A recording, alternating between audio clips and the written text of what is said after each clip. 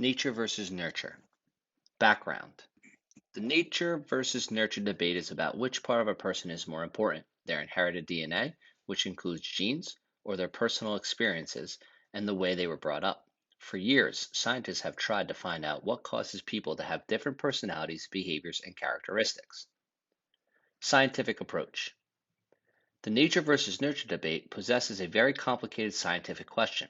How do scientists figure out which one plays a greater role in the development of a person? Many scientists study twins that have separated at birth to answer this research question. Scientists use twins because they have identical genes, so it makes it easier to observe the effect of a person's environment. The nature side, genetics. Some scientists have concluded that a person's nature, meaning the traits they got from their parents, have more power in determining a person's identity than how they are nurtured or raised. Inherited traits are traits that are developed before birth. Genes are found in long strings of DNA called chromosomes.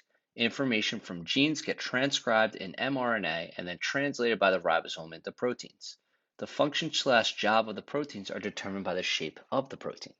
For example, the gene that produces blue eyes in humans will have a different protein shape than the protein that causes brown eyes. Genes are instructions that dictate how a person's body is made in the same way that blueprints are instructions to build a house.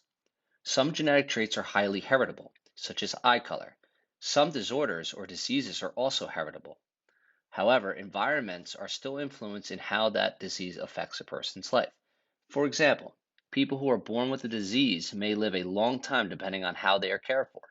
There are also some non-genetic factors that are highly heritable. For example, wealth and social status are two non-genetic factors that are generally passed down from family. The nurture side, environment.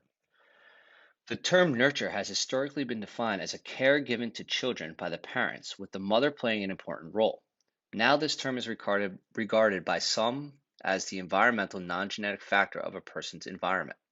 This new definition of nurture has been expanded to include not just a person's family's upbringing, but also anything else they experience in daily life, including advertisements, media, education, peer influences, and home environments.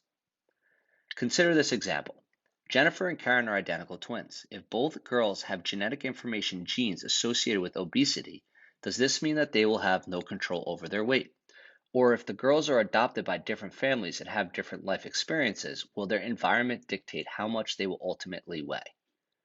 Suppose Jennifer is raised by wealthy parents who have access to the best, healthiest foods. Her parents cook nutritious meals and limit the amount of sugar, salt, and fat their daughter consumes.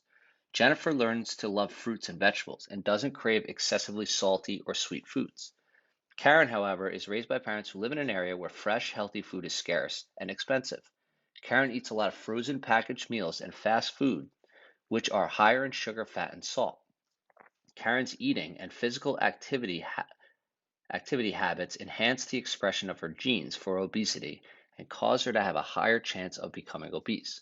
The characteristic, physical traits, and behaviors that you are born with and what you experience throughout your life are both important. Your characteristics can impact your experiences, and your experience can impact your characteristics. Question. Is a person's development, looks, personality, behavior predetermined by their DNA, or is it majority influenced by their life experience and environment?